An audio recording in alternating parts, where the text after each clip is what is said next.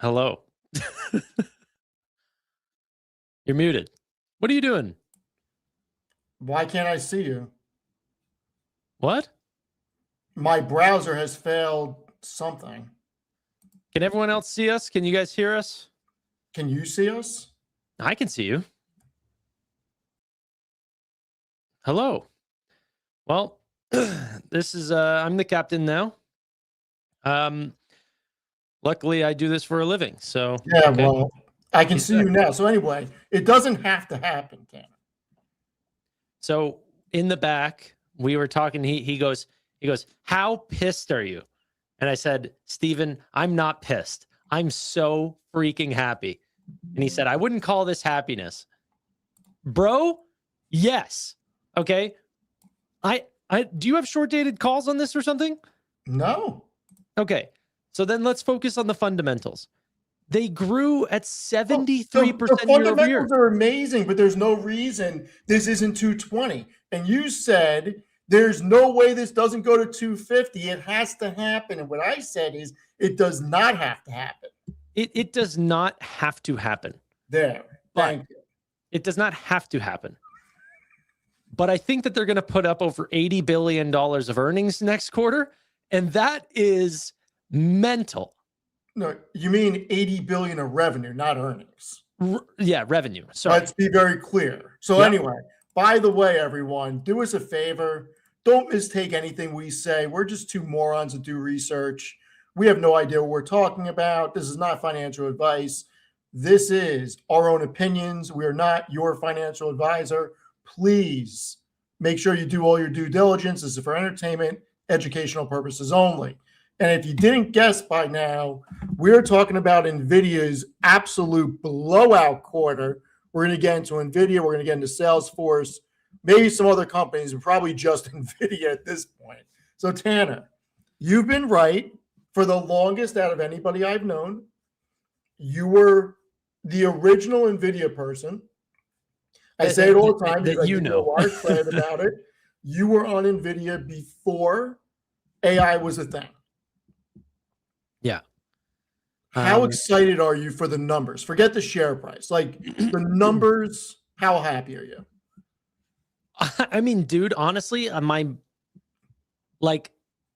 blown away. You know what I said? I came downstairs and I was talking with, my girlfriend, and I was like, honestly, there's no company that has ever put out this much growth year over year. Like, what was it? $30+ billion that they grew by. They grew revenue year over year by $29 billion. I was like, that's never happened before. Well, I was like, everyone's going to work and they don't even realize what's going on. I feel like Michael Burry or something like this during the great financial crisis, except what I'm talking about is the great build out. There's no crisis. It's just the great AI build out. Well, look, that's the fight I've been fighting. Now, let's not overdo a few things. Look, there are companies that on a year-over-year basis have done crazy amount of growth. This is just insane from Which one? Which one? I mean, just this year over year, Nvidia, Alphabet did 23 billion year over year on a dollar basis. Yeah. Which one did 29 billion? I'm sure if I looked at Amazon, they've done more than 29 billion on a year over year basis. Nonsense. Look, I'm just saying, I've never seen a company this size re-accelerate growth to the point where this is a freaking company that does over $200 billion worth of revenue. And they just basically said, hold my beer, check this out. Dude, it's the second most free cash flow positive company in the world now behind Apple. It's incredible. It's incredible. And by the way, if we put up a couple more quarters like the one that we just put up, not without growth, they'll be above Apple. But including this feverish 80+% growth, they'll probably be the most free cash flow positive, most net income positive company in the world in 6 months. I'm willing to make a bet. 2026, okay? Obviously, it's their 27 fiscal year, but it's really their 26. semantics. Yeah, calendar year 26, Yeah. year 27. For 2026, I'm going to say Nvidia is 100% going to have the largest level of net income out of any company in the market. Now, maybe they don't hit highest level of EBITDA because Alphabet and Microsoft are already 160 to 175, and I expect that to grow. I don't see a way that they are not the most profitable company this year. They have a 50+% margin. They just put up a ridiculous amount of revenue. They just guided for a ridiculous amount of revenue. And I absolutely love this quarter because they just said, hey, bears, watch this. There is no bear case anymore. Like there is no bear case. I mean, there's always the potential that, CapEx slows or something like this, but I just saw Steven Fiorillo, the guy that manually inputs data on his Excel spreadsheets, put out an article that I got into my inbox talking about how you're building a multi-agent, like you're orchestrating a couple agents here, creating some sort of finance. I just saw it like 2 minutes ago, so I didn't really read it through it. But what? Did you scroll through it? No. I'm telling you. I think you'll be impressed at what it did. But still, I'm just saying, as this gets a hold of everyone, like the amount of token usage will require a lot more compute than where we are today. Oh, I got locked out of tokens for 5 hours. I had to come back and finish what I was working on in 5 hours because I burned through all of them building. I burned through them all 4 times building that. And what's so funny is because they have these types of controls, these the AI like labs can't not be profitable because they know that we can just set a certain amount of tokens for these people, and this is how much they're paying for. And if they get anywhere near that, we'll just block off access. We'll just say, no more today. And everyone's just taken that as like, that's the state of where we are. But it allows you to, it's not an all you can eat buffet. There's no way to sort of, make them unprofitable. I got to ask you a question. Yeah. So Nvidia just grew revenue at 73% year over year. They're probably going to grow to 80% plus next quarter. Do you feel a little resentment? Do you feel any sort of way that Walmart trades at a higher multiple? Like, what are we doing? No, because I feel a certain way. No, I think the market is irrational sometimes. Like I honestly, I think that the multiple on Nvidia can get worse, but I just have to realize that, like I actually feel very vindicated. I don't feel any sort of bad ill will. I'm like, holy crap! What actually I was seeing was going to happen is actually happening. And there is a genuine build out, and all the signs that we were looking for are absolutely real. And it honestly, it makes me just want to I was looking at Nebius and I'm like, man, if this company ends up getting valued at fair value and then they continue to grow at 300+% rates, this company's multiple is going to skyrocket. Or if not, if the multiple stays flat, then we just wait every single earnings as they compound at 20+% quarter over quarter. I mean, it'll be hard to want to buy any other form of Walmart, Coca-Cola, bank stocks, anything like this if we're in a full AI build-out phase. I mean, the thing that's perplexing at the moment is we hit on Nvidia all-time highs back in November. And we just had the biggest blowout quarter out of any quarter in the history of the market. We just witnessed it. And we're flat. Oh, I just saw Amit in chat. YouTube said that they saw the issue about the live chat messages and it's already fixed. So you should be good for the morning. Nice. But yeah. Amit, if you want to come on, I'll send you the link. I know he never comes on these I mean, I know that he's talked about it all day, but if he wants to come on, obviously he's more than welcome to. So Amit, if you want to come on, your the links in WhatsApp. Anyway, this was the greatest quarter I've ever seen from a company. Hands down, start to finish. There is nothing about this quarter that was not fabulous. It disproved everything about the AI revolution once again. We are vindicated on the CapEx that is being spent. He said, I'm with my girlfriend. Such a liar. Listen, you don't know. I know where Davis is in Las Vegas right now. He's not with his girlfriend. I mean, I'm pretty sure his girlfriend's name is not Davis, but. Oh, why? Okay. That's what I say. Okay. Right. But no, in all seriousness, like I could not be more bullish. I think that we have a few things broken. And what worries me is this was an incredible earnings report. The other Mag 7 companies have had incredible earnings reports except for Tesla. And these companies are not moving higher. And we are still giving companies like Walmart and Costco a bigger multiple because somehow the market thinks their revenue is more sticky. It is just the dumbest idea. And when you go through these numbers, Nvidia looks even more inexpensive than it did a couple of days ago. Yeah. Yeah. Dude, I'm super excited. And the craziest thing is you said this is the best quarter you've ever seen. Next quarter will be the best quarter you've ever seen. Yeah. And I follow more companies than most people. Like legitimately follow more companies than most people. This is the best quarter from any company I've ever seen. Dude, like as the numbers get bigger, it's so much harder to grow at scale and to bring growth from 256+% a year over year to 55%. So growing, but growth decelerated. And then to pick that back into the 60s, which I was like, hey, if this can last multiple years, now it's going to go back into the 80s.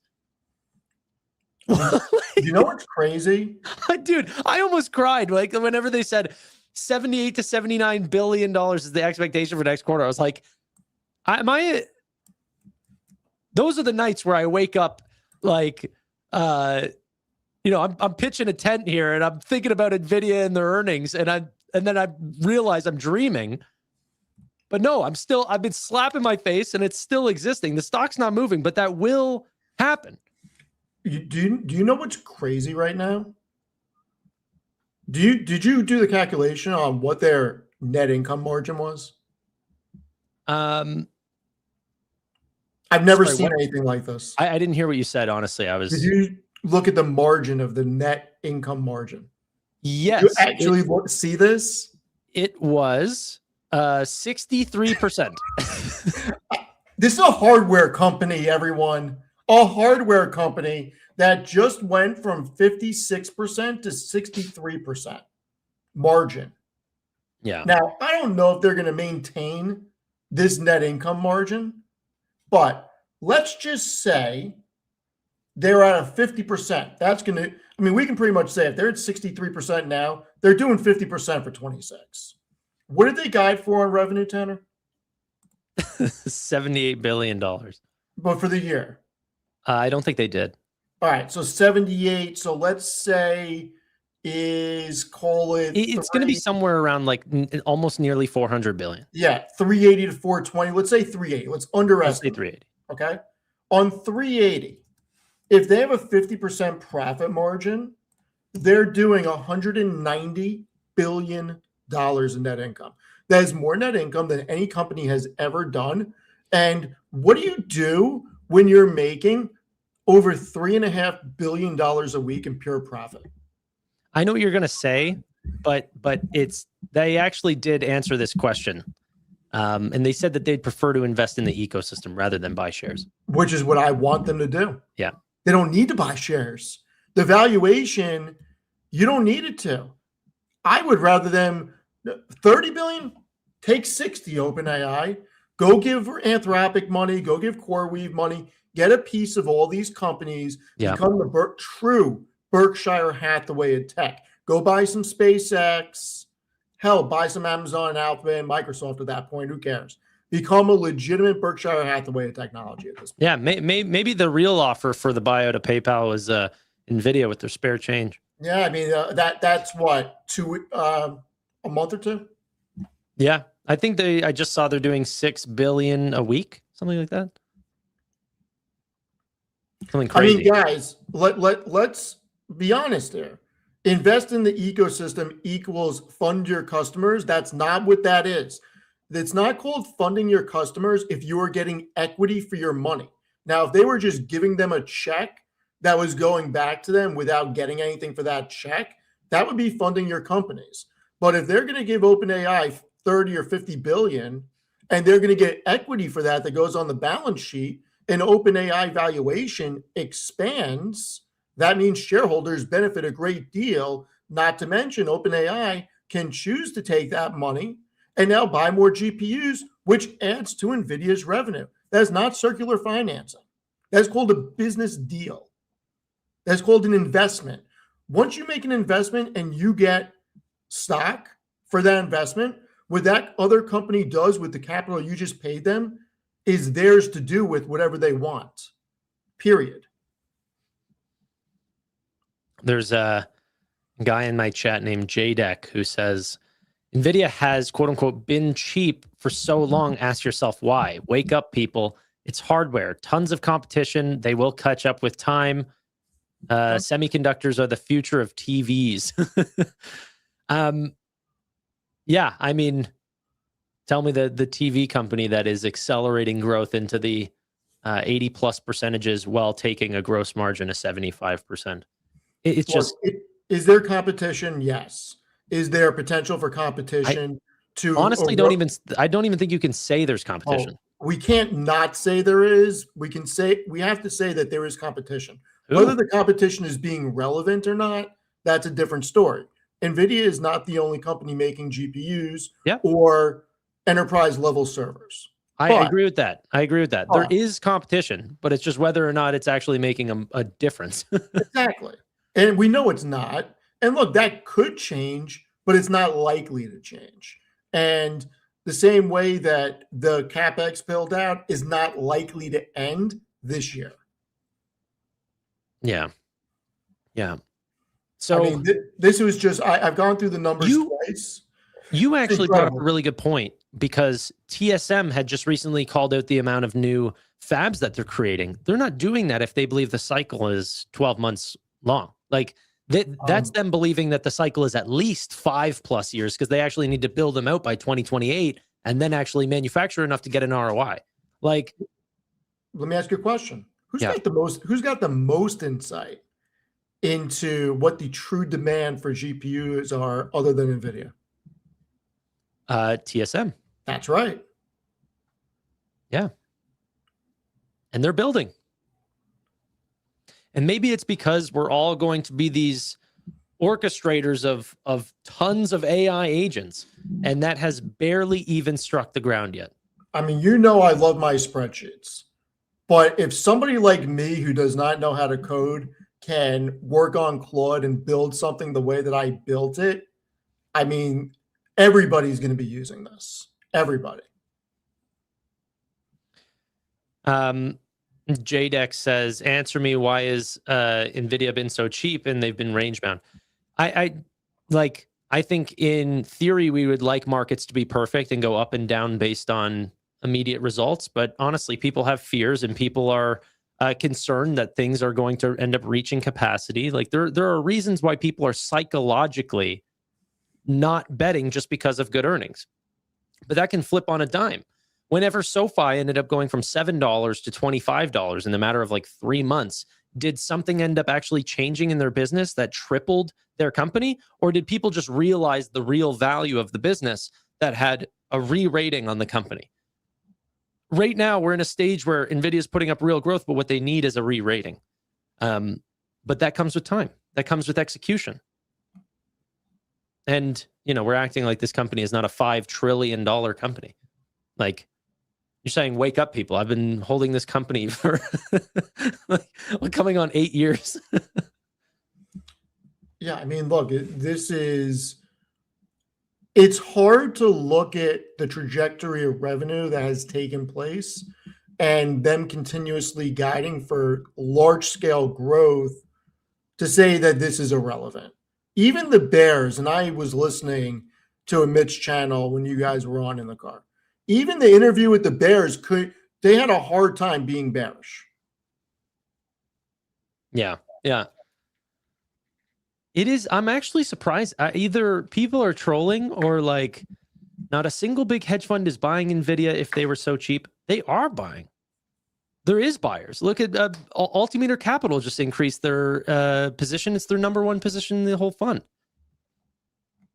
And then each time that we see earnings, so the way priced earnings work and price to sales and everything that we want to base conventional fundamental analysis on is what does the company look like on a last 12-month basis? And so we replaced the most far out quarter, which was Q4 of 2025 with Q4 of 2026. And back then we were only doing 39 billion in revenue. That's now being replaced with 68 billion in revenue. So price to sales is going to fall very, very strong in the morning. And then what we end up seeing is that the net income last Q4 was 22 billion. Now it was 43 billion. That's going to greatly put pressure on bringing down the price to earnings. So if you guys thought Nvidia was cheap at this price yesterday, it got a lot more cheap because they ended up growing their net income by 95% year over year. 95% in Q4. In Q4. On an annual basis, they grew up by 65%. Yeah, but the margin expanded so much, and the earnings growth accelerated. I think this is going to get re-rated higher. I also think that the analyst targets for EPS are going to jump in the morning, and we're going to see a lower PE. Yeah, lower PE. And then if they end up putting up 80% growth, think about what that does to the multiple. Like, companies can only get so cheap, right? Yeah. If they can continue to put up that growth, let's imagine they're at a 1 times price to earn or price to sales or something like this, right? Like extremely cheap. And they're growing sales at 80%. What you're essentially saying is that if the multiple stays flat, the stock goes up 80% per year. So it hasn't even updated yet, obviously, because it's night. And that's why I said tomorrow it'll be much cheaper. Are you right? Do you remember what what this year's revenue is supposed to be on the midpoint? No. I'm not even going to tell you. And I'm going to wait for you to stop drinking your water because I don't want you spitting it out on your microphone. I appreciate you saving my my monitors like that. Oh, cool story. 334 billion was the consensus. Cool story. Watch that jump 55 to 60 billion tomorrow. Yeah. That's going to go from 56% year over year. Well, actually, what was full year? Well, I guess it was quite the same. 214. I mean, pretty easy. If they do 80 in Q1, and they said what, 85? What did they say for Q1 revenue? 78, but it's going to be 80. All right, so they're going to do 80. So 80 is a 360 run rate or 320. But go back and check what the consensus was for Q1 of 2027. You're looking annually. Go look at the quarterly at the top. Where? Change from annual to quarterly. Oh, there you go. So what was Q1? Zoom in, 72 billion? Yeah, so 72 billion is Q1 of 2027. That's most likely going to come in at 80 billion. Yeah. Like, that's an $8 billion beat, most likely. Accelerating year over year growth from 64% to 80%. There's a world they do 380 this year. There's a real world where that happens. There's a real world where Q3 is over 100 billion. Yeah. I mean, that may be bullish, but at the rate these companies are spending, that could definitely happen. Anywhere from 350 to 400 is probably going to be where we're at. This someone said I'll buy Nvidia when it's $50, and Joni said if you're buying 50, you're waiting for another split. Yeah, pretty much. That's what I was thinking. You're waiting for another split. I mean, this company was trading. Let me put it back on annual. I mean, they were trading at 19 times 2027 earnings. It's just, there's no way they're putting up $10 of EPS in 2027. It's going to be much higher. It's not, it's 786. That's going to get obliterated tomorrow morning when this updates. Probably be more like $9. I honestly think that I really do hope people end up taking a look. It honestly scares me. I find like this is what's happening with me, and I think this is what people are doing as well. Is I end up taking a look at all the massive changes that we just had, and I mean in the last 3 months, from Claude Code to Codex, the Base 44 and Perplexity computer that ended up coming out, the Google Opal project. Like, take a look at any of these. These are going to be like, this is the Chat GPT moment of agents. There's going to be a massive step change in productivity.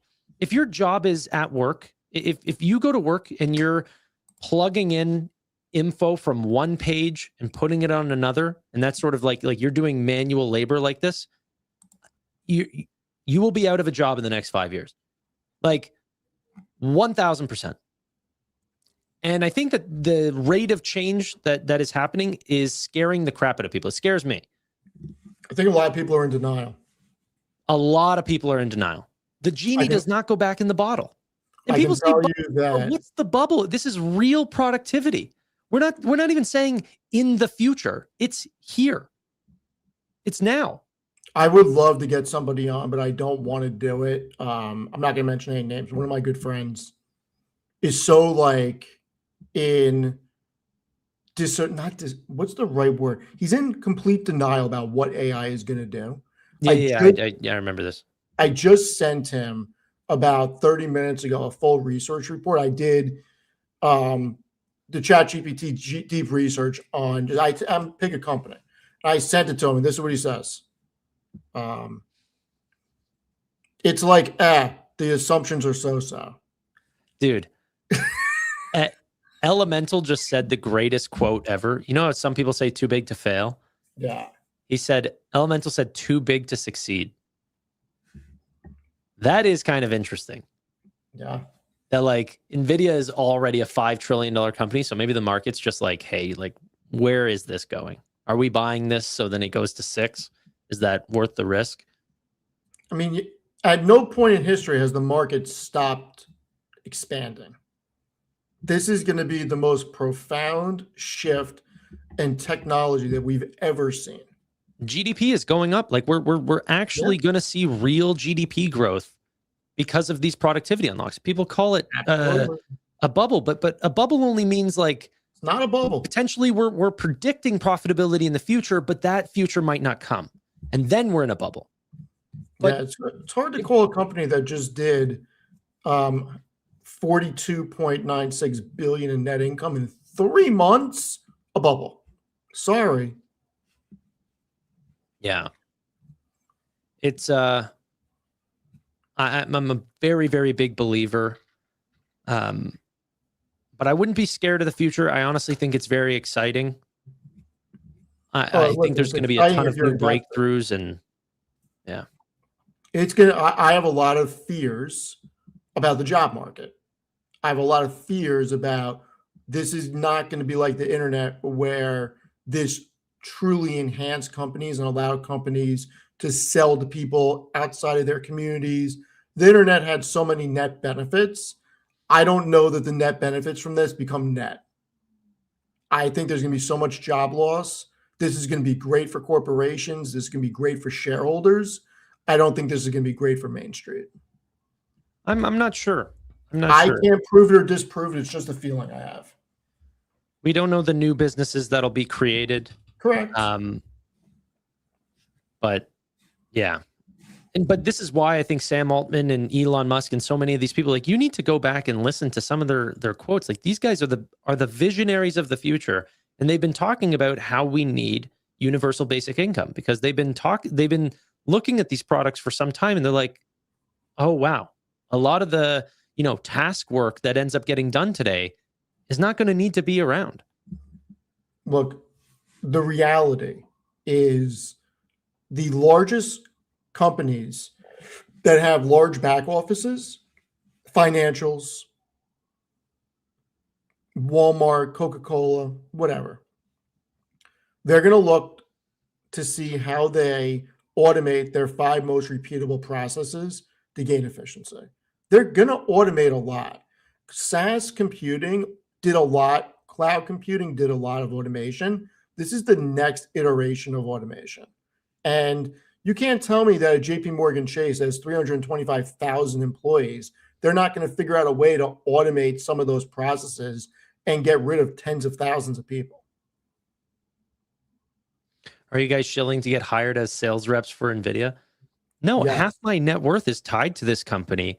And I think the interesting part about what we do here is I just get to come on and talk about, my actual thoughts. But like, honestly, I actually think it is true trolling. Like whenever people say this, because like, do you think what I'm saying is not going to, like, we're not going to have agents? Like, what are you even implying? Like, Well, I mean, think about it like this. You guys have all used ChatGPT. It definitely gave you answers that you were surprised how good it was. We've all had those experiences. You don't think that that's going to get better over time? You don't think, like, every invention in history, they slowly get better over time. The models will improve. Go back and look at the early days of what YouTube looked like. Like, products improve over time. Am I freaking nuts? No, you're not nuts. I think a lot of people are not doing the correct due diligence. Why do you buy stock in a business? Because you think that the potential for revenue and earnings is going to expand. And your stock, the shares that you buy are going to be more valuable because they represent a larger part of the earnings and revenue. And I know not everybody looks that deep in it, but every share you buy, your share represents a specific amount of earnings per share and revenue per share. Full stop. You want that to expand. Nvidia is showing you that they are continuously expanding the earnings per share that your stock represents. And that is not stopping. So why are you investing? Because you think that it's undervalued for the EPS it is generating now, and the EPS it will generate next year, and the EPS it will generate the following year. I mean, that's the way true investors invest. Yeah. If there was a person who in chat says, no, you're doing it to make money. If you're looking for stocks that I'm going to tell you whether or not they go up on a certain individual day, like for real, unsubscribe. I don't have my crystal ball. I'm not looking to make those types of calls. What I'm looking for is compounding companies that make more revenue than the days before. And it's very easy to believe that those stock prices end up appreciating over time if they can earn more and improve margins and improve sales over time, right? Look, there is not a single person in the world that can tell you what is going to happen tomorrow, what is going to happen the next day, what is going to happen the day after that with any degree of certainty. You can read a chart, you can do all the TA in the world, and you can say, based on the technicals, based on Bollinger Bands or whatever you want, that the likelihood is it's going to move higher or lower. Nobody knows for sure what something's going to do. But when you look at the data that you have, which is called financial statements, and you look at the assumptions, you look at the total addressable market, and you look at all the data points, it is more likely than not that NVIDIA's revenue and profits will be more this year than it was last year. And that's why we're bullish on NVIDIA, because we think it has great value in it. Someone said, yeah, by your own logic, Tanner, you should sell NVIDIA because they're not compounding. I don't know what charts you're looking at. Yeah, how are they not compounding? Not only are they compounding, they're compounding at greater rates. Like, what are we talking about? Maybe because the stock growth is accelerating every quarter. November, who cares? We ended up going down to 55%, which is still by far the fastest growth you're ever going to find in any of these big name companies. And then it re-accelerated to 62%. And then we were expecting 65%, but instead they put up 73%. And then next quarter, they're guiding, which this is probably not even updated for next quarter. Oh, it's not putting it up yet. Well, the next quarter, they're guiding for essentially 80+% growth. That's $78 billion to $80 billion of earnings, which based on this chart would essentially be the top line here. Like, that's incredible. I've never seen a company do this. Anyway, I think I'm being fully trolled. I think everyone is trying to get a rile out of me. But like, I saw MD's comment and he said, well, are you excited for earnings tomorrow? And what he was referring to was Shift 4. But honestly, whenever I see this type of build out in growth, I'm like, why am I even holding anything other than these types of names? I mean, do I honestly believe? Sorry? I've been asking you that for a while. You're muted. No, I'm not. You're muted. No, I'm not. Oh, you know what? Actually, I might have muted myself. You probably muted me. I didn't press something on my keyboard, but I don't know what I did. I'm going to be a second. Yeah, they're saying I'm fine. Yeah, I've been freaking telling you. I don't know why you're in companies like Shift 4. Okay, sorry. I pressed, there's a mute button on my keyboard. Okay. So I've been telling you for a while. I don't know why you're in stuff like Shift 4 when you have Nvidia at your fingertips and other great companies like Meta at your fingertips and Amazon, Microsoft. They may do great, but they're too much of a wild card compared to what we're seeing where the money's going. Yeah. I mean, like Shift 4, which is exciting. They're undervalued, but it's like that or Nebius. What do you think is going to do better? I mean, yeah, I think Nebius is going to do better. You know? I'm just shocked that we are flat after hours. I wouldn't be surprised if the market sells off tomorrow at this point. Salesforce had an incredible quarter. I don't care what anybody says. They raised guidance out to 2030, initiated a $50 billion share buyback. They're not worried about freaking AI cannibalizing them. The market said, cool story. We don't care. We're taking you down after hours. I mean, it just doesn't make any sense. Yeah. Yeah.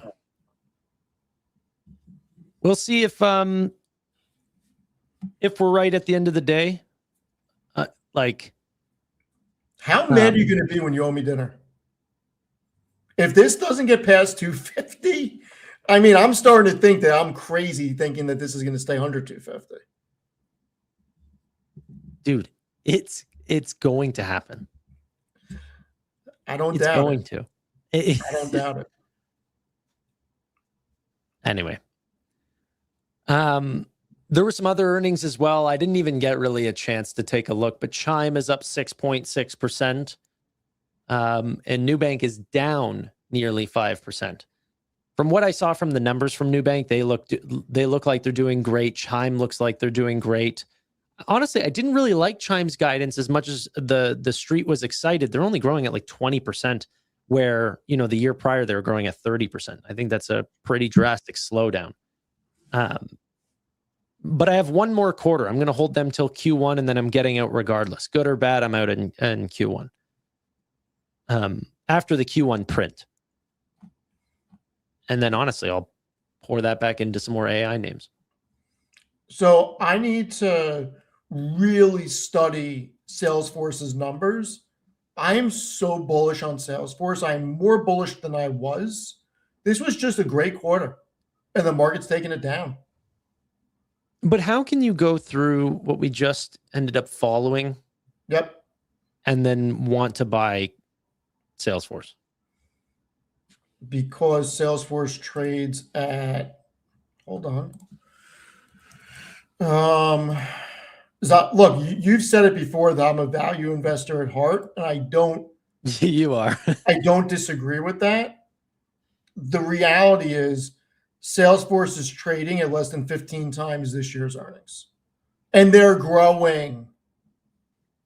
It is too cheap. When I look at this, they're now guiding. Okay.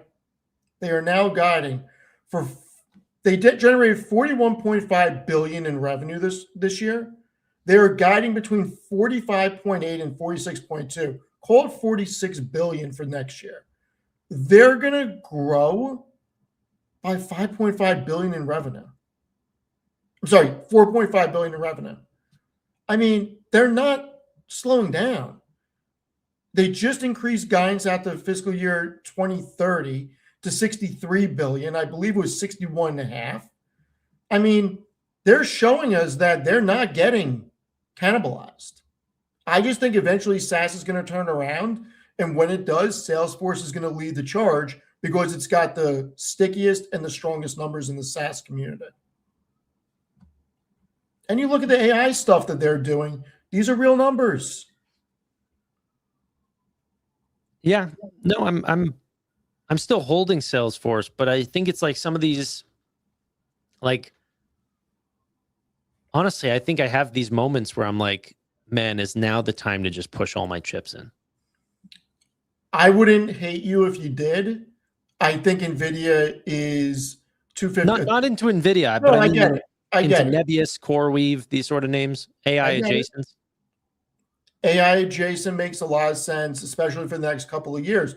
The problem is there is not going to be a bell to sound the alarm to get out when it eventually turns. Now, I don't know when that turn is going to happen. Yeah, but that's for the build out names, not for the cloud names. I don't think there is a like when was the bell to ring on AWS? Every quarter they made more money than the last. Nebius and CoreWeave are two phenomenal companies that are just going to continue to do well. I have no doubt with that.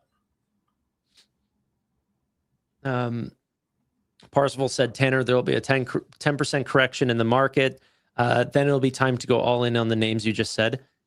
Yes, but while we search for that 10% correction, so that the problem that I'm a student of legendary investors, and Peter Lynch said there's more money lost waiting for a correction than the correction themselves. Yeah. What if the market goes up 20% before it corrects?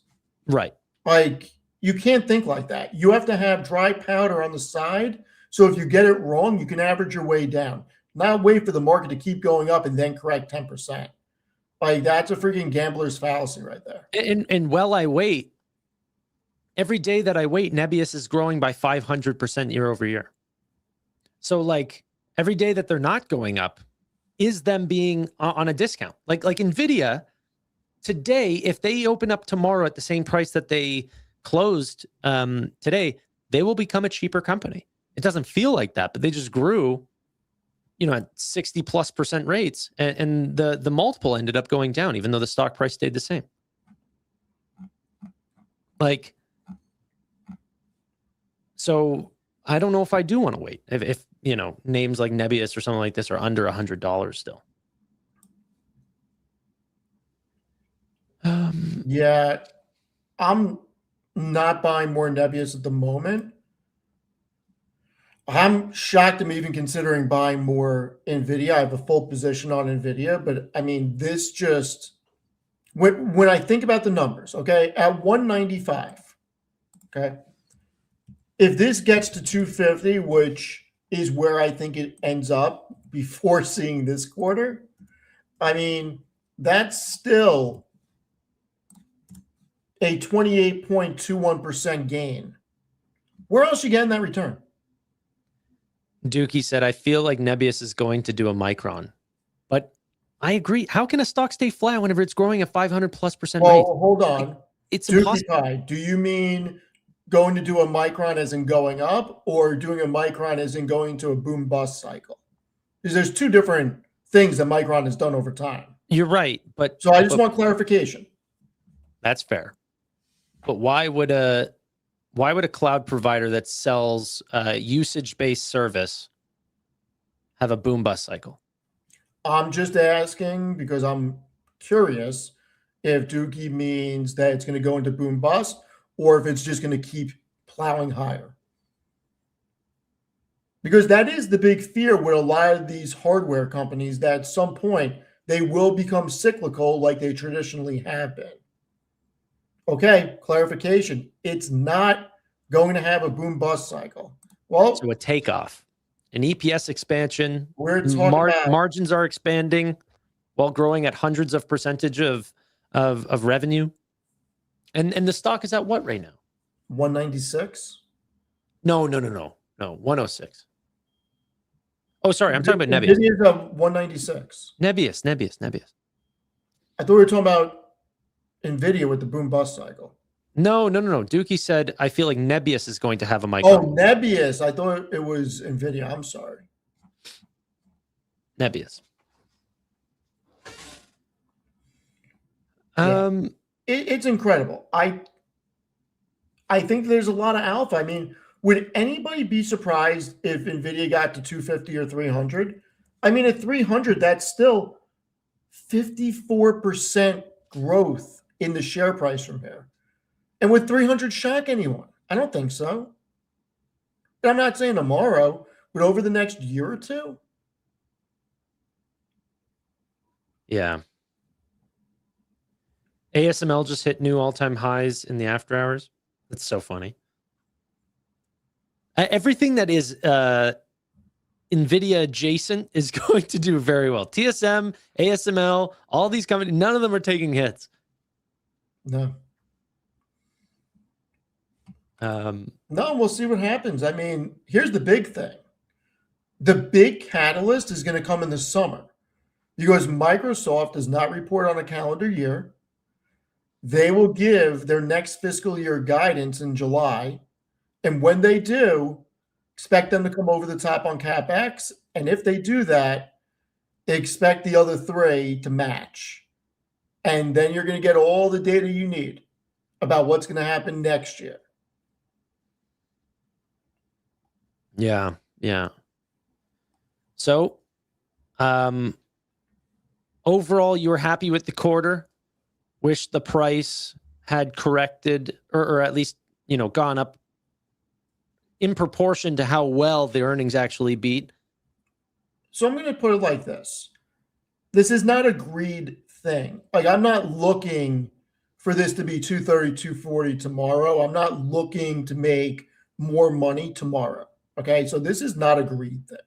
This is more a common sense market dynamics thing where it is infuriating to me where you have inferior companies trading at big valuations with single digit growth on revenue that does the net income that Nvidia does in a couple of weeks or a month. It is infuriating that they are trading at such larger multiples. And we are not in a market because, look, if you're going to go into business, and give me a little bit of rope here, but I think you'll understand, everybody in the chat, what I'm about to say. If you're going to go into business, it doesn't matter if you open a pizza parlor, you're going to start a software company, wherever you're going to do. $1 of revenue is $1 of revenue. $1 of profit is $1 of profit. And if you're growing at 25% year over year on any of those levels, you're growing at 25% a year. It doesn't matter what you're doing. But that's not 100% true. 25% growth rate is 25% growth rate. Yeah, but 100%. people are betting on how fast on a dime can they end up the growth end up being zero. I get it. I'm talking about business fundamentals. Yeah. $1 of revenue is equal to $1 of revenue. It does not matter how it is produced. No, okay? I know. But you're just showing how much of a value investor you are right now.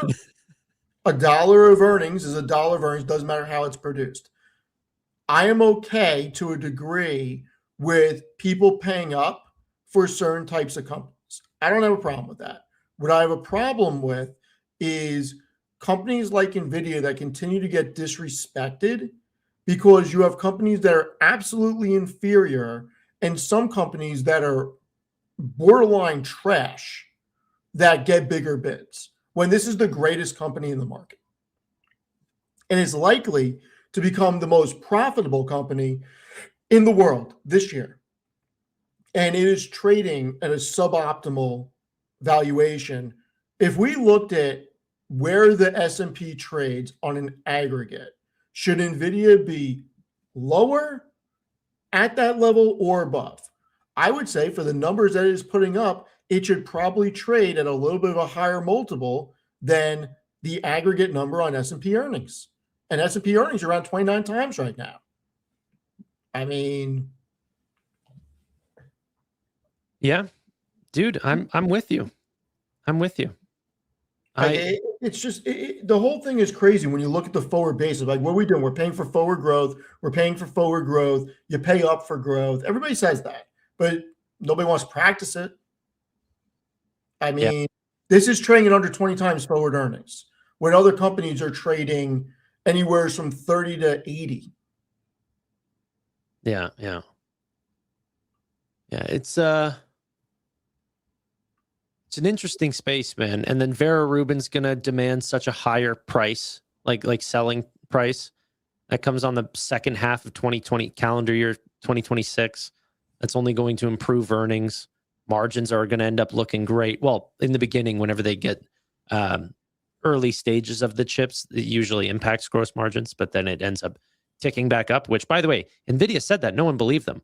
If you remember, gross margins ended up going down. They said, hey, we want to get that back to, the mid 70s by the end of the year. And then everyone was like, okay, yeah, that was the bear case. Do you remember their gross profit that they just put up? 75%. They got it right back. It's insane. Yeah, and now they're guiding for 75% for first quarter of Q1 2027. That's next quarter. With tremendous growth. With 80% growth. And if people are going to say that's not sticky, I don't know what's sticky then. In my wildest dreams, I would never have guessed that they reaccelerated to 80%. I thought I've seen everything with Palantir's quarter from a business fundamental. Now, everybody knows I think Palantir's very valued. Isn't that crazy? But honestly, there was sort of this moment where people said, okay, now Palantir has completely lapped Nvidia, and now you're seeing why they have such a multiple. And then Nvidia ends up putting they are keeping pace with growth of a company that is 1/60th, 1/40th the size in terms of revenue sales. This is not normal for a $4.5 trillion company. $4.5 trillion hardware business. Hardware business with over 50% margins. It's crazy. It just goes to show the market once again, what is the best company in the market. Right.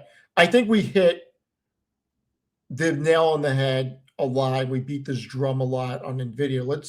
You want to move on to some other companies? Yeah, I didn't really get a chance too much to look at a couple other companies. Like I said, I was paying attention, or I cared about Nubank and Chime, but I only had a little bit of time to actually look over, because I was live till 6:30, and then we're jumping on. So I had about an hour and a half of eating dinner and everything like this. Okay. I've only skimmed those companies so far. So I have no idea who Jeremy is, an AMD debate. I am not interested in debating anybody about AMD because I think AMD is a great company and I don't follow them, so I'm not knowledgeable on what they're doing. But Jeremy's another YouTuber. He's great. Okay. Yeah, I'm not interested in having an AMD Nvidia debate at all.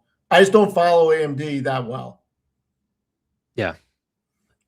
Two companies that I am getting very interested in. First, Zeta blew the doors off, my opinion.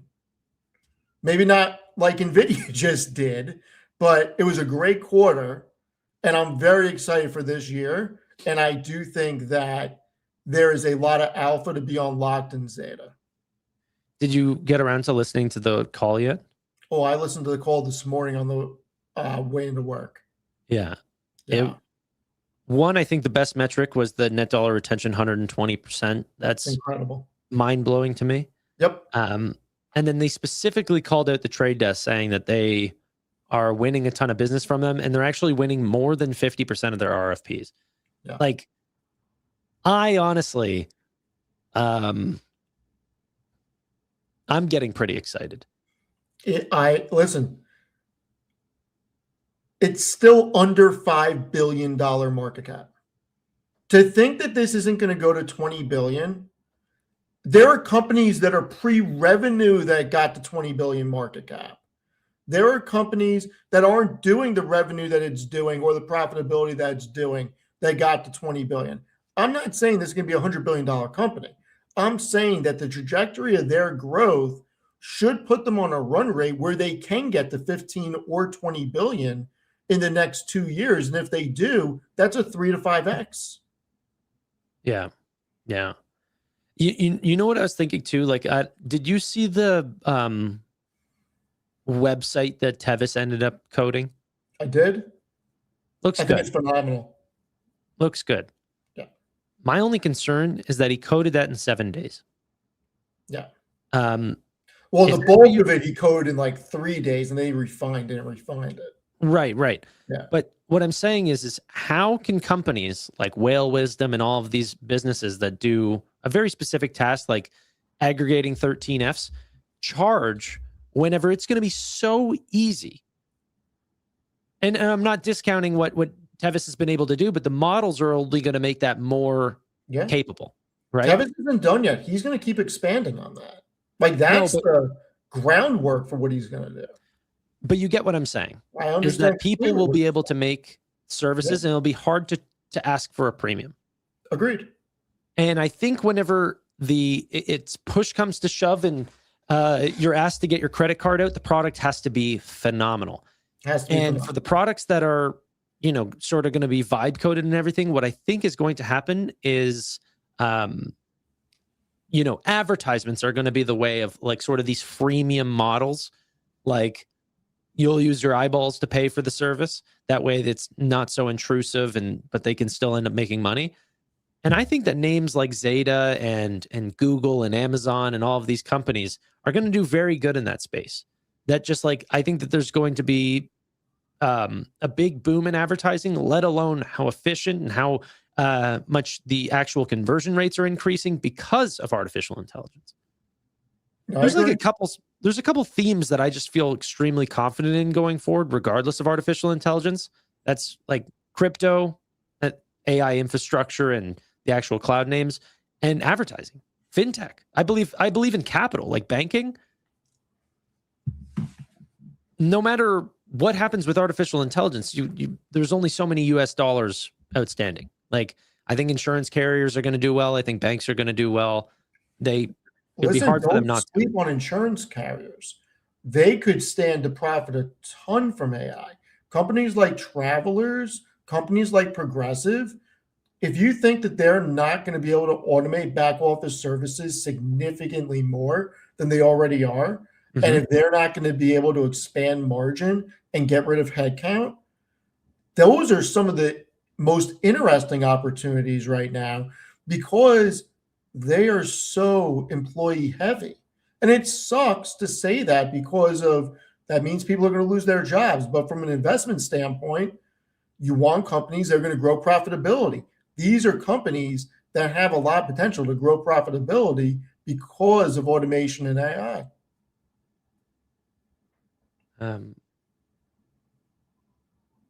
Coding won't be for computer science. It'll be for the masses. I agree. Oh, I've already started to do it. Steve's already started to do it. I mean, I'll show everybody real quick. I mean, if I can do this and this is remedial, I mean, I got to tell you, people are going to be able to freaking do a lot better stuff. I almost don't want to show up. I'm going to. What does this look like a year from now? Well, yeah, think about this. 1 year. I'm not even talking 10 years now. I'm talking 1 year. Can I? All right. So the freaking coding of this is insane. So this is what I built. All right. And this is all the code that it freaking did to build this. Do you think I freaking coded this and did all this? No, not at all. And basically what I did was I had to build me 3 agents. I want a chief economist, a political analyst, and a stock market strategist. And I gave it the websites I wanted to search because I didn't want just to scour the web. And I gave it primary sectors that I'm interested in. I'm not going to tell you exactly how I asked the algorithms to work or what I asked each one to do. But when I hit generate latest edition, it spits out my own proprietary report that is freaking awesome in real time. And I checked it. The data is actually correct. And I'll show you what it looks like. I'm not going to talk down your work, but people are like, Steve, wow, impressive. It's like, dude, I've created some of these apps. It's literally 2 to 3 Oh, this prompts. is Like, not impressive. This is remedial. Like, yeah, I'm not that's the important part. It's exactly not like anyone can do it. That's the great right. part. But that's my point. If I can do this, right? Yeah, it's so Like, accessible. and look, some of the refinement that I did was getting it to look like this, right? But this is how it comes out. I get my whole policy and politics. I get my economy, my market overview, sector spotlights.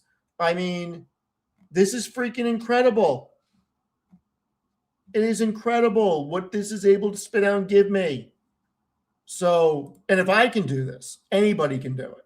So I am not a computer programmer. I don't understand any of that stuff. Like, you can just think about it and freaking have it make it. It's insane. It's only going to get better. People are saying, what are you making them on? He made his on Claude. I made this on Claude, and I told it that I wanted it to make me 3 agents.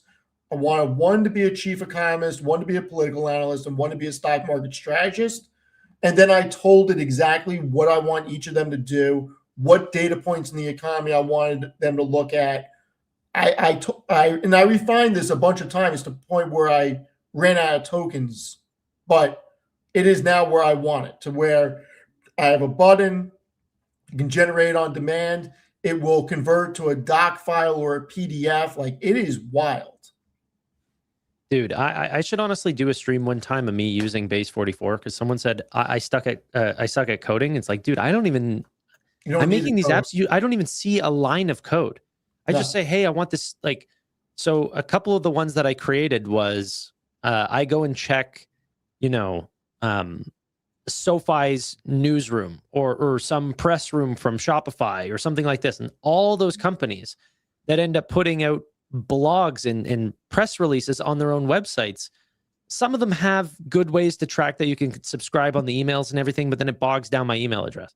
I didn't want to do that. So I just said, hey, create me a feed. And what you can honestly do, like if you have even a problem with the prompts, the greatest thing is go onto a chatbot and ask it what you want in plain English and say, make this into a prompt to give to Base 44, to Claude. You can ask it to help you with your prompts. So then it makes these prompts. I throw it into Base 44 and I say, hey, create me almost like a Twitter feed of only exclusive company blog and posts, and sort it into the different fintechs or big tech companies. And then I also, after it created it, I just said, okay, now make me a button where I can send this to my Discord in case I want to let, my Discord members know. So then it ends up creating a web hook to, hook into my Discord. And then it's a one click away from me seeing an update from SoFi and sending it over to Discord to be, to drive discussion over there. There's 2 prompts. It's brainless. And then that just helps me with my a little internal tool. I'm not looking to sell it. I wouldn't like it, but it's just something that just saves me some time. You know what else I built for the fun of it? Say that again. You ready for what else I built for the fun of it on Claude? Sure. I gave it Chris Camillo's X account, his bio, and a video of how he discussed social arbitrage. Yeah. And I gave this a bunch of websites to go to, and I had it think like Chris Camillo. I had to build agents to think like Chris Camillo and basically do all this other stuff. And I have my own social arbitrage scanner now. There you go. That's cool. It's freaking crazy. And I gave it the data sources that I wanted it. And look, it says aggregate social signals, retail sentiment, institutional flows, and consumer trends across 7 data sources, applying Chris Camillo's social arbitrage framework to surface investment ideas Wall Street hasn't priced in yet. And I built my own scanner and it works. I did this in 3 minutes. Yeah. 3 minutes. Yeah. It's freaking cool. It's wild. I don't have a ton of time left. What would you like to talk about? I mean, where do we think we go from here? I mean, there's one other stock that I do want to talk about. Lena asked for it, and I've been thinking about it a lot, Netflix. And I got to tell you, if Paramount gets the deal with Warner Brothers, which I think they do, I think Netflix flies. I think Netflix goes to 110. Think about this. They're going to make, what, 30% of their annualized net income off the jump from the breakup fee that they're going to get paid? Yeah. I mean, I don't think the market likes the deal. And here's the other thing. I've been wrestling with the whole idea about, is Warner Brothers really worth what the market's about to pay for it? With the videos that we have seen come out from AI with the different models over the past week, the amount of stuff that I've been watching and how good it is, I got to tell you, I don't know that Warner Brothers is worth whatever the hell they're going to pay for it. Why do you think the stock, like, I mean, it's up 6%, but comparatively to the payout that we're essentially going to see, why do you think it's up so little? Just because it's not confirmed? Yeah, I mean, they're just talking about that Discovery, Warner Bros. Discovery is now interested because it could be a superior bid than Netflix. Now, Netflix has the right to match or exceed. They have, I think, a week or something like that. But I think the Netflix should walk away, take the breakup fee. Go buy Lionsgate. Yeah, Go buy some sports but teams. Netflix is not the one that decides that, right? Isn't that Warner Brothers that has to walk away? No. Yeah, but think about it like this. If Warner Brothers says to them, the Paramount deal is superior, you have 7 days to match. Yeah. Netflix should walk away. Yeah. I see Think about it. What, in the age of AI, like I've really been thinking about this. In the age of AI, if we're going to be able to prompt our own TV shows and our own movies, because I do think we're going to come to that, what's the one thing that we're not going to prompt? Sports. We're never going to want to see a team of robots versus a team of robots. I don't think people are going to want to watch a TV show that it's prompted either. I wouldn't be so surprised if they do, but just roll with me on this. Yeah. The one thing that you can't automate is sports. Mm-hmm. You can definitely automate making an X-Men movie or something like that at some point in the future. We're never going to, I shouldn't say never, but the likelihood of us wanting to watch 5 robots play 5 robots. Oh, it's a zero. It's a zero. I would say it's 0.0001% because nothing is definite, but you want to see human imperfection and human greatness. You can see that in sports that already have AI, like chess, for example, extremely popular online. You can go see Magnus Carlsen. There's smarter robots than you can go watch Stockfish. No one watches robots face robots. Netflix would be better off starting to buy up sports franchises than buy Warner Brothers at this point. Go buy MSG. You get the Knicks and the Rangers. Go buy the Atlanta Braves. Go buy Manchester United. They're all public companies. And then go buy some other really popular teams. Take them off of cable TV, put them only on Netflix, and charge an exuberant amount of money if you want to do licensing deals. Yeah. No, but I think about Netflix and I'm like, regardless of the space, I just don't care. I'd rather have Nebius. Yeah, I think Nebius is going to do great. I'm just saying Netflix is starting to look really interesting and it's looking like it bottomed. Like this is what I've been waiting for with Netflix. And I am not a TA person, but I said I don't know how long it's going to be until Netflix stops cratering. And it looks like it's stopped. The cratering is stopping. It looks like we got a little bit of sideways action and a little bit of a bump. Now, can it take another leg down? Yes. But what are the chances it goes back to 60? I don't think it's going to. And if a breakup happens and they get paid out, why wouldn't this go past 100? Yeah, I agree with you. I think at 25 times earnings with forward growth, I think this is becoming very interesting here. I think people are worried that the cost to create content is going to fall extremely low, and people are just uncertain about what the future of paying for content is going to be. I think paying for content you're going to do. It's more, are we going to need Hollywood actors? Like, what is content going to be in the future?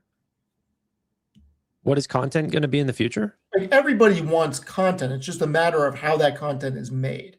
Yeah, Like, yeah, are but actors going to license their voices and their likeness? Are you going to need them to do everything? I mean, the stuff that we saw with Brad Pitt and Tom Cruise fighting each other is incredible. yeah, I don't even think it's just pure prompts. I actually don't think we go in that direction. But I think for like, think of like a Michael Bay film or something like this. The high majority of the budget of that film happens in small pieces, like the large explosions, Yeah. the F1 movie where, you know, a big part of the budget was like the F1 car with the drone flying in. Like there were scenes that alone were extremely expensive. I think that stuff is what's going to get cut down and expedite the process. Not complete prompts of entire scenes, but things that just improve the scene. You know, that's actually what I think is going to help with the overall budget and stuff like this. At least for the next 10 years, 5-10 years. I'm I not don't think laughing anyone at like you. I don't want to prompt my own videos. I like that's the whole thing. That's the whole thing about watching something that has a surprise. Why would I want to tell Oh, what the ending is going to be? so here's what I would like, and I think that this is what's going to happen. I think Netflix is going to have an upcharge in the future. I think Warner Brothers, whatever it's going to be, is going to have an upcharge, and you're going to be able to redo things. So, like, I didn't like the way Sopranos ended. I'm going to be able to prompt it, hey, make me a new ending for Sopranos. Make me another, in shows that are done, make me another season of Sons of Anarchy. I think we're going to get there, and it'll cost you whatever it is per month for that tier, and you may only be able to do a certain amount of episodes because of compute power. But I definitely do think we will get upcharges for that. You have to think that in a couple of years we are going to be able to prompt things with Do our you think subscription. like Harry Potter, like do you think that's the greatest series of all time, or do you like because of the cinematics or the acting or whatever, or do you think it's kind of magical because this came out of like one person's head? I think I've never seen it, so I can't answer that. That's crazy. Like sometimes I actually think like some of this like universe building and the fact that Game of Thrones comes with literal languages that someone had thought of. I'm like, it's mind blowing that a human did that. Yeah. I don't care. Like, I don't actually think I would care that much if it was just given to me without the knowledge that I knew how spectacular of a creation it was. I think that actually is art. Like, that's what I think of as art. Like, who goes on and actually like looks at AI prompted artwork and go, wow, that's beautiful. Zero people do. But then you hear someone did it with a brush and you're like, holy shit, that's crazy. Yeah. Well, I artistic can't imagine talent's me doing amazing. that. I mean, I have none, so I always find it fascinating that people can draw other people like perfectly.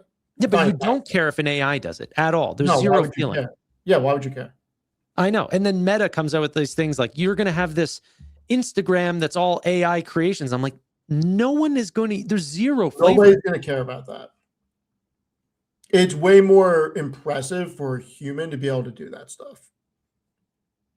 Have you seen that reel online that's going around of Anakin and whatever her name is, Padme, and they're talking about why they need data centers and why it's going to cure cancer. Do you know the one I'm talking about? No.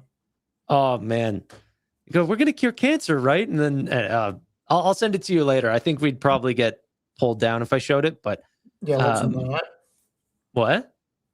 I said let's not, but I do think there's a good chance we can cure all diseases in the next 10 years. I see the people in chat that have seen it.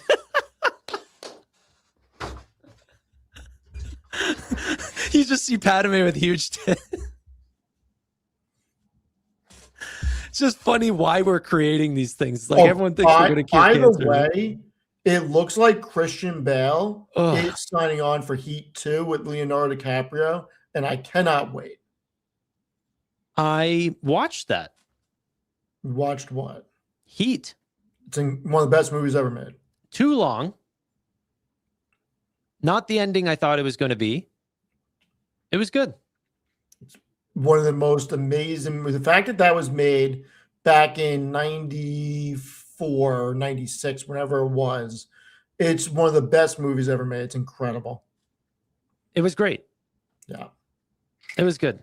I'm so ready for Heat 2. And I just watched The Rip because I got Netflix again for a month because I wanted to see The Night Agent season 3, which was the best season of The Night Agent. If you haven't seen it, go watch it. But I watched The Rip. Dude, The Rip was so good. It may be better than The Town. That's a tough It was that comment. good.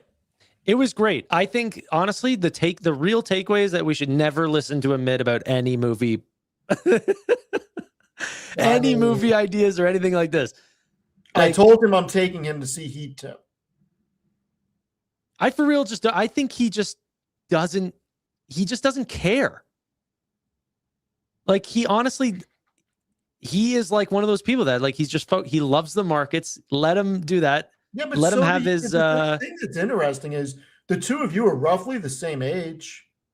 Dude, we're a week apart. Yeah, you guys are the same age. I still think he has the attention span. That's all. He did not like The Rip. He loves High School Musical. I think he has. He is one of the more interesting people that I just honestly know. Like, he watched The Rip. He said it was the worst movie he's ever seen. No, he's never said that to me. It just came out. Bro, he did. I tweeted about it because he didn't. Yeah, he said it was the worst movie he's ever seen. I'm texting him right now. He said that this was a terrible decision by Ben Affleck and what's his name? Matt Damon. Said that they were way better actors than this movie that they just were in. It is 10 times better than Good Will Hunting. No. It is incredible.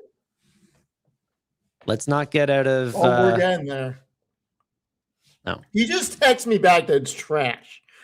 Oh, my God. Put up this tweet really quick. I literally tweeted this because I tweeted about The Rip. I saw it and I was like... I came in with such low expectations because he said it was dog crap. And I was like, no, it was actually sick. It was good. It was so good. It was so good.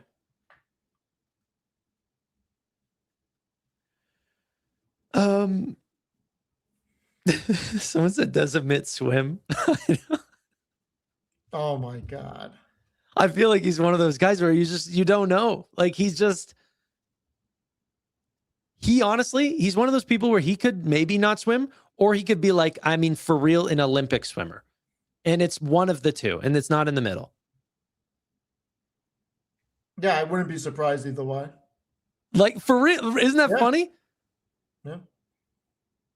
He can say to me that he'll make 10 free throws in a row and bet me. I would have no idea if he can or can't. I just have no idea. I think he did play basketball, so I'd pick on the better side. I'm still like, I cannot believe he didn't like The Rip. Oh my God. It was good. It was good. The little scene, it was a little goofy. There were some scenes I didn't like.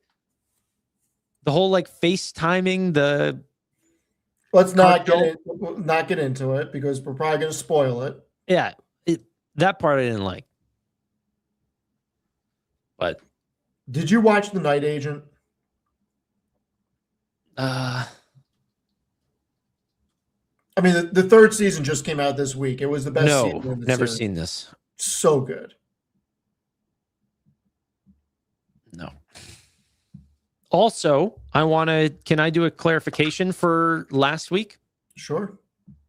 I put Kung Fu Panda and all that shit on my favorite trilogies. Yes, you did. Yes, you did. And I didn't put Avatar on there. And Avatar would not only be in the top 15, it would be in my top 3. Okay. I love Avatar.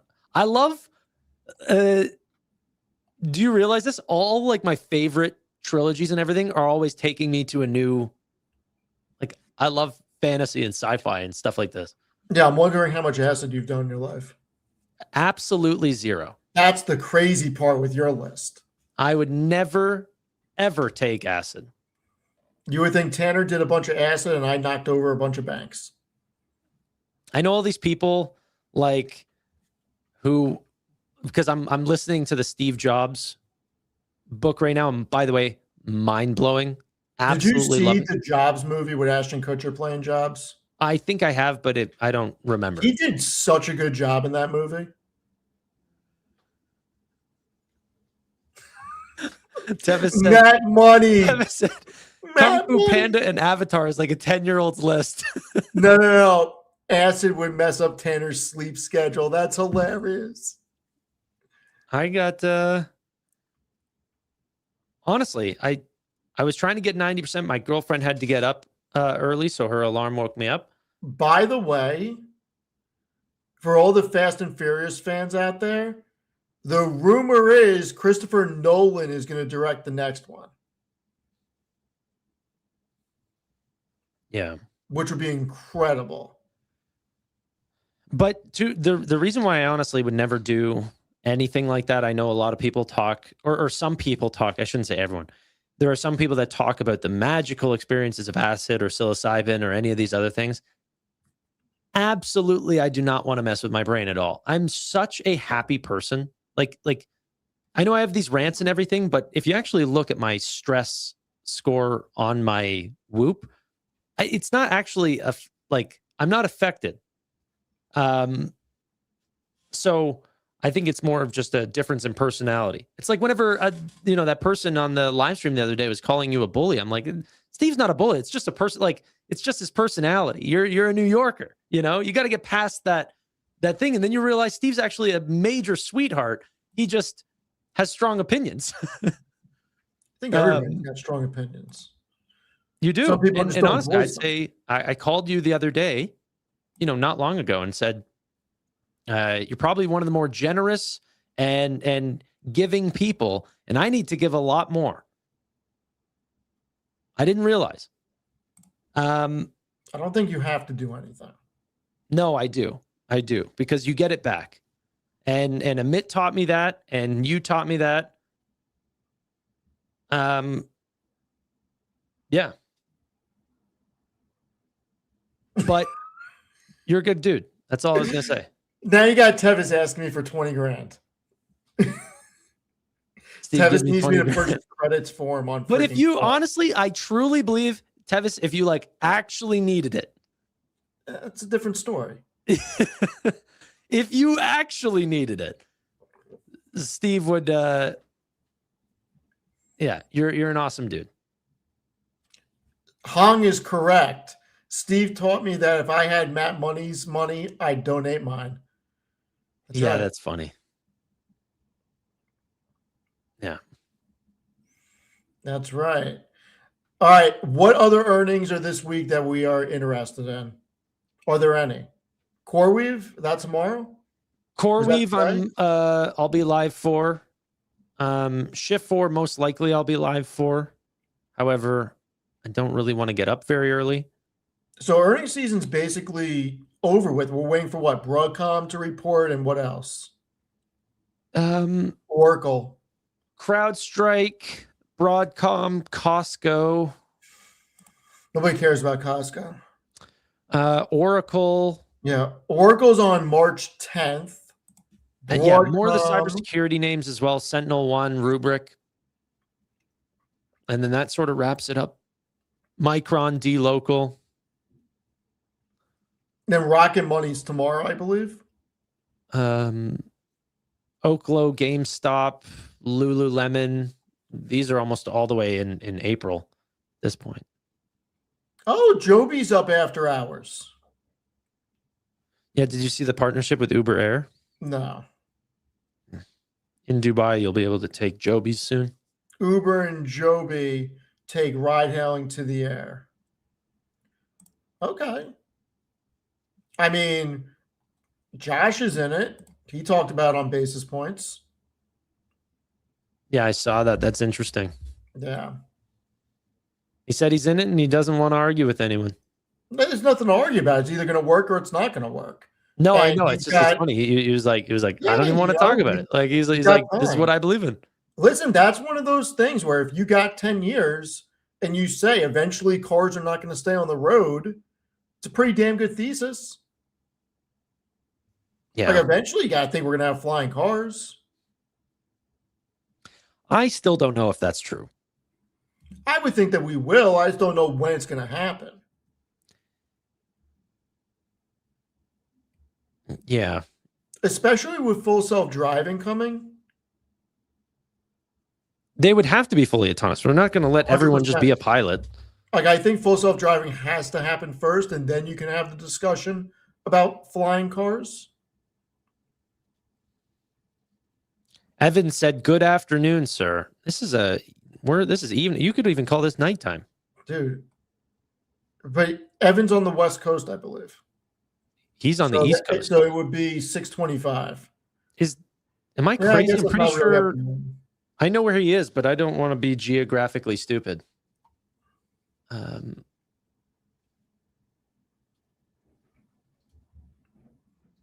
a map. Let's see where this is. Yeah, that is as East Coast as it gets.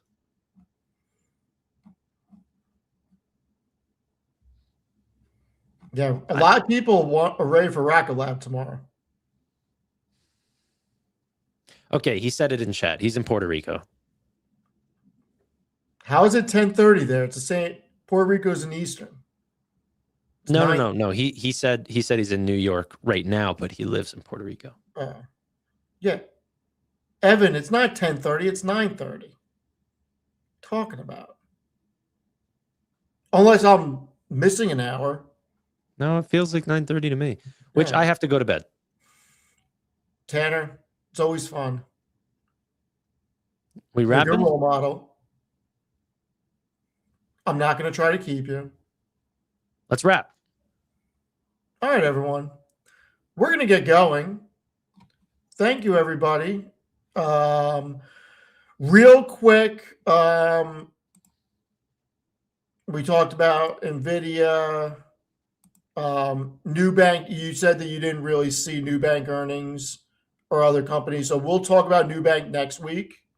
Yeah, I'll definitely have like for my live stream tomorrow. I'm going to be listening to, like, I'm going to in my sauna. I'm just going to go listen to Nubank and Chime. And then do you still hold it, correct? Absolutely. Absolutely. Haven't sold a single share of Nubank. Feel extremely positive. This company honestly will be a 10x for me. That's what I believe. They've only gone one direction. Next episode of Basis Points, I believe, is next week. The next guest gonna blow some people's minds. Filmed already?